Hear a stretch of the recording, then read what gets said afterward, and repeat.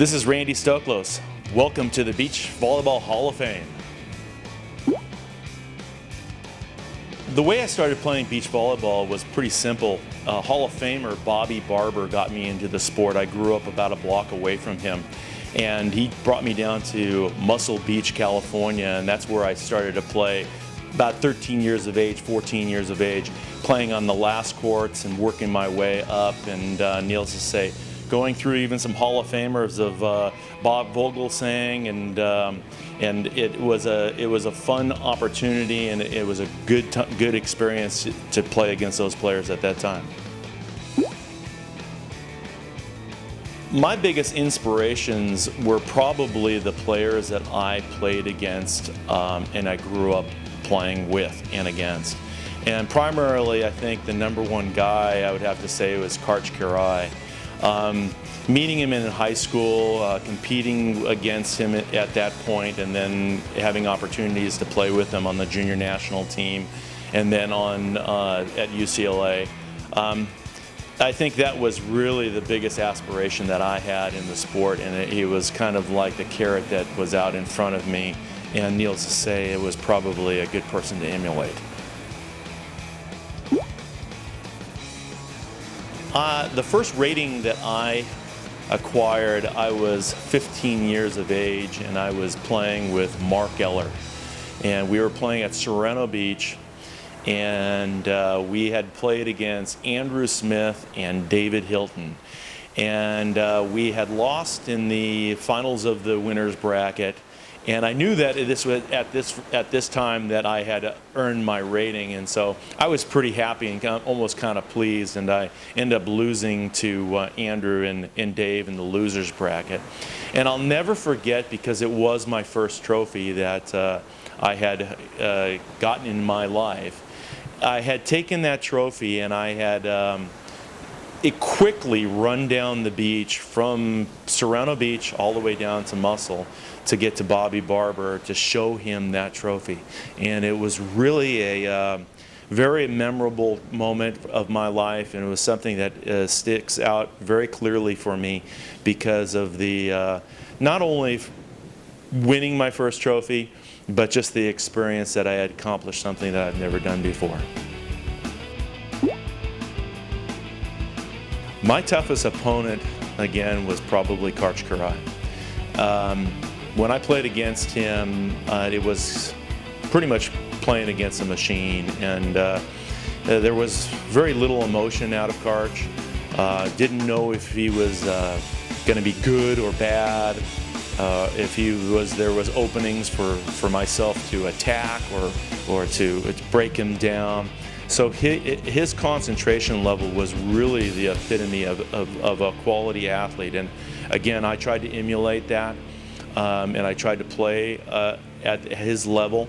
I was fortunate enough to play with Sinjin at early days and play against Karch, and there was a number of times that we got the better of him. But I think that was probably more due to Sinjin really knowing Karch more than I did. But he was certainly the player that really was the thorn on my side, and somebody I look up to even to this day. Oh, favorite partners. I played with just a ton of CBVA Hall of Famers, from Steve Obradovich to Chris Marlowe. You know, Chris Marlowe was really, really funny. I mean, I remember playing one of the first Manhattan Opens, even before the one that I won with Chris. And his roar that he would bellow out to the crowd, and the crowd would roar back, was just incredible. And again, I was 16, 17 years of age, and all I was on this just huge stage in front of these people, and it was just so much fun. The things that he would say and the people that he would engage with was just so exciting that it really, really was fun to be around. But it would probably be the wrong thing not to mention my partner, Sinjin Smith. We played in, I don't even know how many Opens we played in, but we won 115 Opens together. And you know, even just winning 100 opens together is something that is pretty much the standard today. I don't even know how many teams that really have done that outside of Carrie and Misty. And even those girls, I was being threatened for a little bit that they were going to go and break our record, and needless to say, our records are still intact. But St. was just a fantastic player to play with. His IQ, his ability to understand the game, his anticipation, and then the flow that we had as a team. I was a bit more fiery. He was a little bit more calm. I think that ingredients that we were really kind of salt and pepper, you know, black and white, really made ourselves into a magical team. And it was just really after years after I got done playing where I really truly realized how magical it really was.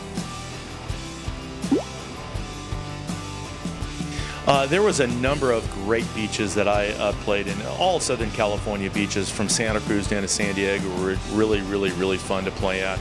Laguna Beach stands out in my mind because of the depth of the sand, the surroundings, the way they made up the courts, the flowers that they put up on the things, the sofas that they brought in, the kegs that were buried. But more importantly, the ability to go and even play on that beach. When you got a set that was a foot off the net, it was a very difficult ball to put away. And I really enjoyed that type of game because today's game is a whole lot different. Most of the game is played on flat surfaces. It's sand, it's beach, but they flatten it all out.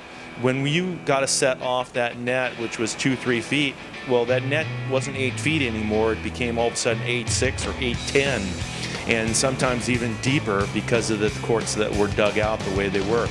So Laguna stands out for me. Hawaii, going over to Fort DeRussy, playing on the AVP Tour, winning 10 times over there, and needless to say, getting a chance to jump in the water and go surf a little bit was really fun. But I was very lucky to be able to not only go around the world and lay my feet into almost every beach imaginable, from Rio to Spain to Australia to, you know, Europe. It's been a really incredible ride for me, and all those beaches, they all have something unique. And bottom line is that playing the game of beach volleyball doesn't matter where you're playing. It's where it's at.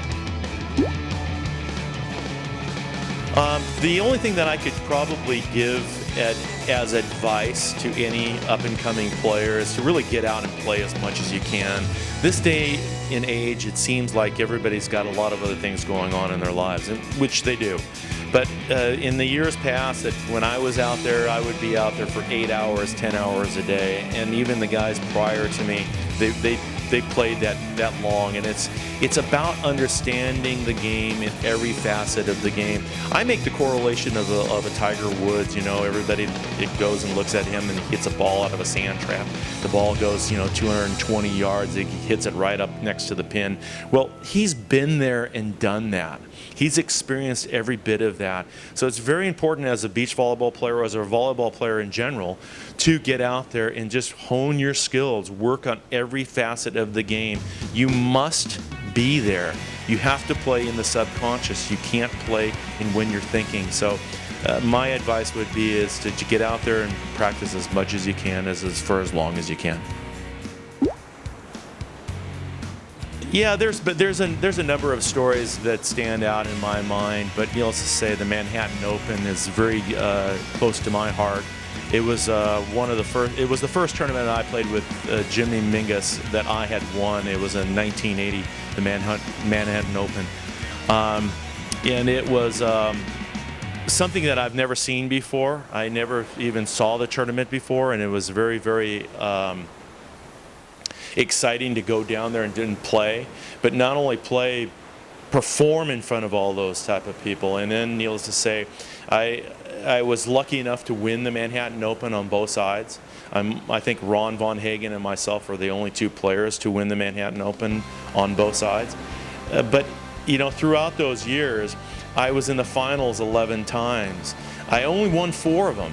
and which I'm not really all that happy about to this day. But you know what really standouts in my mind was the opportunity to go down there and compete against the best. And needless to say, the crowds, the people that were surrounding me, they were very well educated. They understood the game at a very high level. And just coming down to the beach, I remember walking down those steps like I was in the OK Corral, and my boots were just singing, and people were looking at me, and I was ready to grab my gun and spin it around in my hand. And it was incredible. It was an incredible moment, you know. And it was, you know, you had to kind of go into almost an acting mode because of the people that were surrounding you and the attention that you were getting. And whether it was positive or negative, it was an incredible place to play, and something that I'll never forget for all of my life.